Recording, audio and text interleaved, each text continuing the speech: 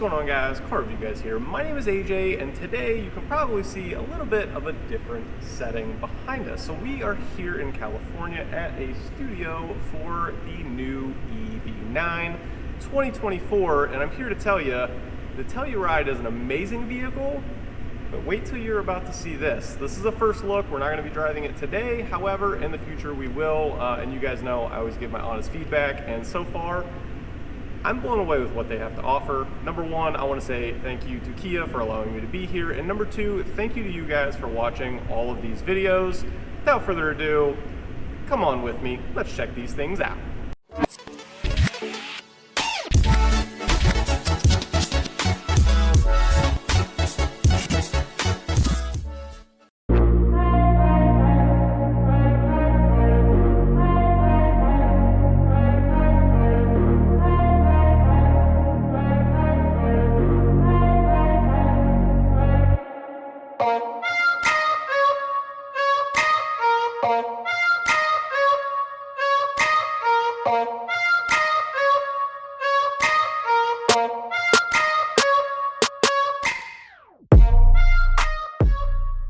To my right is an example of the Land, and over to my left, your right, is the GT line. That is two of the four models that are going to be launching, and basically the order is going to go, you're going to have a Wind, which is at the bottom, you're going to have a Wind Plus, and then you're going to have the Land, and then you're going to have a GT line.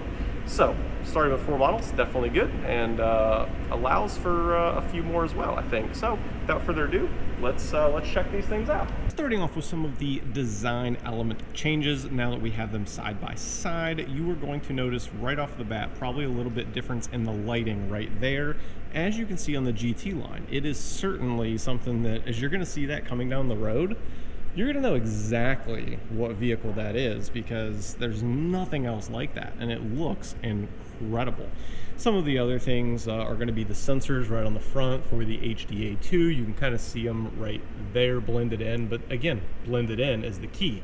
And then you have some air vents right down here, and then that is not on the other models. As you can see, it is a little bit more simplistic on this, but those lights though, I mean, can you honestly beat those lights? They look just, I mean, when you have a signature light, it just does it. It just looks great. So on the other three models, you're going to be between a 19 and a 20-inch wheel, as to where on the GT, you are looking at a 21-inch wheel. And as we walk over here, you can probably notice the difference even in the wheel pattern. I actually am a huge fan of these in particular, because you basically have a black, and then they're like a, I don't even know what you want to call that. I mean, it looks really good. It's not shiny, which is great. It's really like a gunmetal gray. Love the color design on these, and you can definitely tell they still have design. However, with the design, it's aesthetically pleasing, which is what a lot of companies tend to miss, is the aesthetically pleasing portion. Taking a look again at the side of the vehicle, you're going to notice around the wheel arches it is a gloss black. It looks really good. Now down here they were really smart as well. You have the gloss black there, and then down here it is actually, it's not just a boring plastic. It's actually like a kind of a textured matte plastic. So it blends in, but the purpose behind that, I can tell you already, is it's to protect it against rocks and road debris or whatever, so that way, you know, because if they put the gloss black down there, it would look terrible after like 2 drives, and that's going to stay looking brand new. So great design element. Now, talking about the differences again between the GT and non-GT, basically, you're going to notice it is color match mirror caps on this one, and on the GT you're going to notice gloss black, and again, I think that looks absolutely incredible. Taking a quick look at the different colors available on the exterior, you're going to notice there are 8 standard colors, 4 over there, 4 here, and then 2 in the middle.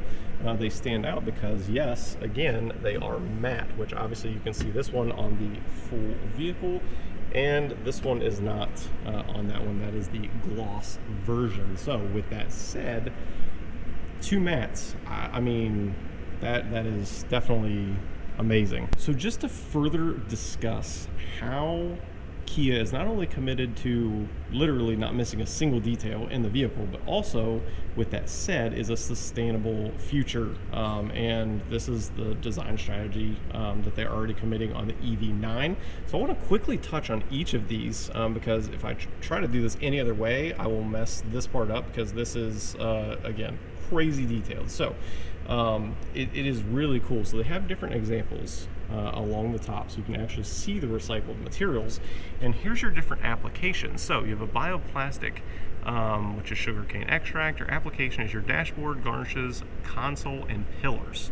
So, and again, that's what it looks like. So it's pretty neat to see. So I'm going to very quickly go through these so you guys know. So 2 is upcycled PC application, the door garnishes.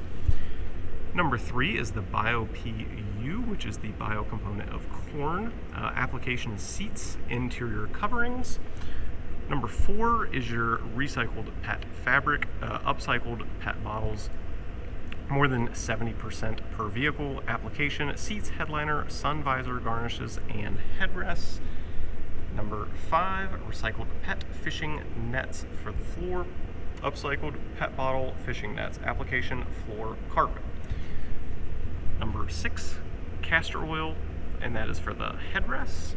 And you can see some of these as though, I mean, again, it's really cool, the details. Number 7 is rapeseed oil extract, door switch panels. Number 8 is numerous things that I cannot even say correctly. I'm not even going to try for you guys. You guys know me. Interior painted parts.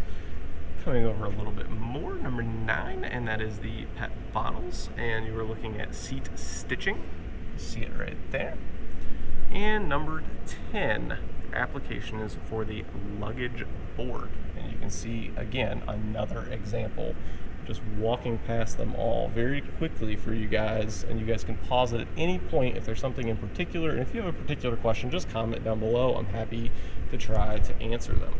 Now, with that said, we need to go check out the actual materials in the vehicle, and then we're going to step inside and so you guys can actually see, you know, all these different examples inside of the vehicle. Touching very quickly on the materials that you now know what they are made of before we jump into the vehicles to check them out. Here are some of the different options. Now, keep in mind on the GT line, there are 3 interiors just for the GT line. And then for all of the other models, there are 3 interiors as well. So, checking this out. So here you've got the door dash and door garnish textile made with upcycled PET bottles, which again, so just feeling it, it is soft. I mean, you would never know that it's recycled materials. And then you have the carpets. Again, if you touch it and feel it, like, you wouldn't know. Now, the headrest is probably the only thing that you would maybe know, because I would say traditionally headrests are not of this material per se, but it's still nice, and especially in the vehicle. We'll go over that in the vehicle as well. Checking over on the right dash and door, your main material, it's soft. I mean, you can't tell a difference. There's no way that you could tell a difference on any of that stuff. And then down here is your door finishes, and feel free to pause the video here if you would like to know the exact name of each of those if you were using this to potentially order your vehicle. Stepping inside of the vehicle, we are here in the Land to start off, and then we will move over to the GT line. And I'm going to pull you guys in here in just a second. Just from my observation, just looking at it, the color of the interior on this with the gray interior is incredible. Like, I love it. And again, touching on what we just talked about, the materials. Again, soft touch on the armrest, even these little sections right here, it's such a soft material. The design is great because everything in this is functional and thought about, because in other vehicles, right, like you put your cup there and it's blocking the radios or it's blocking the vent or whatever the case is. This is not, okay? It is all designed, I mean, I don't want to say perfectly because there's always room for improvement, but it is right there. I mean, it is actually really good, even down to the steering wheel. You have an open bottom. You guys know I'm a huge fan of that. I love holding the steering wheel at the bottom. My goodness, I hate it when it's in the middle. This is great. Absolutely love it. As far as field of view goes, I know that's one thing that's going to be asked, and to be honest, very similar to the Telluride. So if you're familiar with the Telluride, you're going to have pretty much the exact same visibility in this versus the Telluride. So that gives you a pretty quick comparison. All right, so bringing you guys inside, just taking a look at all of the buttons, you're probably going to notice right off the bat, what is that? That is a fingerprint scanner. There's going to be more details to come out on that, but there is some very cool stuff that could be happening for that. Checking out the rest of this, pretty standard. However, I do want to touch on the cameras. The cameras are just next level in this. You can click this button and you can, right now we have the doors open this particular second, but that's as clear as it gets in the industry, period. There is nothing more clear than that. It matches the top of the top in the industry. That is leading. So that's really good. These screens, I mean, look at how clean it looks. And then what they did was they put your temperature control, different items here in between, and then you have the buttons to change temperature down here as well. Now, you're gonna notice these buttons here. So these actually, once you turn the vehicle off and everything is off, which in the studio this vehicle is plugged in, so they're gonna stay on. With that said, they actually disappear to where it looks just like the rest of this. So it's backlit behind it, which is really a neat feature to make the interior look simplistic, yet honestly kind of high tech, and I really dig it. So there is some feedback. Let's see if you can even hear it slightly. I don't know if you can hear that. Hopefully you can. It gives you some real feedback, and I actually really like that. So there's no guessing, did you or did you not hit the button. Now down here you have your volume roller, which you can sit there and just roll it up. Down below you're going to notice a USB-C, and there's a USB-C in every single row of this vehicle. And as already stated, I am a huge fan of the steering wheel. No surprise, I have it's just so functional because you can grab it here, grab it there. Like, it's just ergonomically, it's just correct. I mean, an amazing job. Now you're going to notice on this model, there is no heads-up display. However, we're going to be jumping into the GT line. That is one thing that is on the GT line that is not in this. Taking a quick look at the door, you're going to notice a different button here, and that is a massage feature. And I'm here to tell you it's really, really good. Heated steering wheel, ventilated seats, heated seats, and of course, memory seating. This massager, oh my goodness. I mean, it's nice. It is on the driver seat only for now, and it is a great touch to have. I mean, who would have ever thought in a Kia massaging seats? And it, again, I'm not just saying that, it is up there with the best. And moving up above, you're going to notice a standard digital rear view mirror. Again, nice to have because it's functional. If you have stuff, you know, stacked up in the back, if you will, you may have things blocking your view. No longer, because you have the digital rear view mirror. Again, there's nothing they haven't thought of. So one of the key things that I cannot stress enough, from all of the EVs I have driven to the EVs that I have helped launch in my professional career, is the charging system. The EV9 and the EV6 are leading the industry in the timing. You can go from 10 to 80% on a fast charger in around 25 minutes. I mean, I cannot even begin to like how important that is, especially for a family vehicle. Like you've got like 3 or 4 kids in there, you know, you don't want to sit at a charger for an hour, hour and a half to continue your family vacation. No, 25 minutes. So, and why I'm standing here, obviously this is the charging port. So I had to stress that. It is such a huge thing, not only for Kia, but for its consumers, and that is the reason it is phenomenal. Now, this is the GT line, so let's step on the interior and show you some of the differences on the GT line. Let's roll.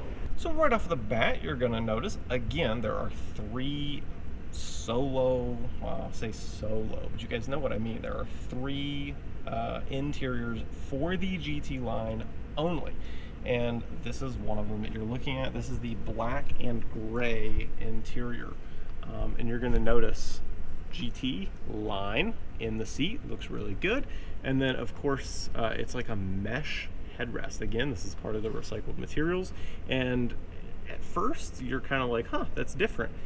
It's good to be different, and I actually really do like it. I wasn't sure about it until I got here, and now I'm actually I'm a pretty big fan. It's kind of like a really nice office chair, like a really expensive one, and that's basically what they've replicated, all while having sustainability. One of the things you've probably noticed on the GT line right off the bat is the ambient lighting, and it is in so many locations on this GT line. It is incredible. And again, now you've got like these little recessed areas to where it kind of reflects down on this bottom edge. It's the details. It's the details that really, really matter, and that's what they keep trying to improve. And it looks, again, it looks really good. You can't say that it doesn't. So now the other thing that is an improvement on this vehicle is you're going to notice that this is free floating, and that is because the stalk is now right behind the wheel. Opening this up in the center console, you're going to notice a wireless charger. You have a spot to hold your key if you would like right here. And then again, similar buttons to what you just saw a second ago.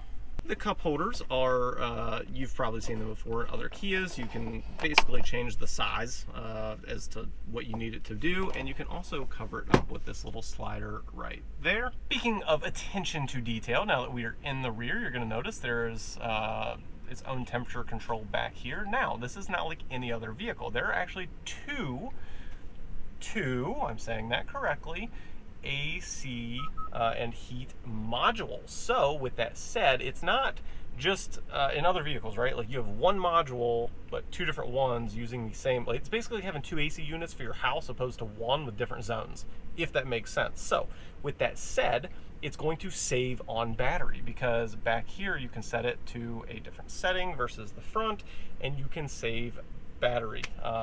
Also, it's way more efficient, which is part of saving battery, obviously. Up above, you're probably going to notice a panoramic sunroof as well, and gotta say, looks good, and the materials, once again, are very soft.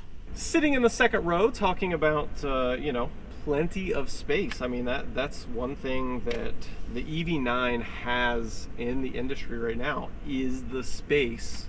I mean, look at this. I'm 5'9" for those of you that are new to my channel, and there's a lot of space. I mean, you're talking 6.5, 7 inches. With that said, I'm not going to move this seat at all. I'm going to leave it to where it is at, and I'm going to climb into the third row. Obviously, it's going to be smaller, but let's check it out. Now we are in the third row, and I'm going to bring you guys right here so you can see very quickly. So that's without moving the seat at all. And I still have room. I mean, it's obviously not ideal, but there's like 7 inches up there. So all I would do is move that up 3.5 inches, and I would have so much room here. One more thing to discuss on the interior that is new on this EV9 versus the Telluride. Check out these seats reclining. Obviously, you have your full recline, heated and ventilated seats in the second row, and then stepping up even to the front. Let's say you're getting a quick charge, which you're not going to be there very long, of course, but again, pop your feet up, have a little relax, and you're good to go. Wrapping up today's video, there are a few key takeaways. Number 1, charge time is incredible. Number 2, obviously we have not driven these vehicles yet. However, they're saying that it really drives even better than the Telluride. You guys know from my previous review of the Telluride, I was impressed. So I can only imagine these are even better, as they say. With that said, we are going to have more time with them. I just wanted to give you guys a first look in some of the key highlights on these two vehicles. Kia's outdoing themselves over and over again. If you guys liked today's video, be sure to like and subscribe for everything else. I'm going to catch you guys on the next one. Peace.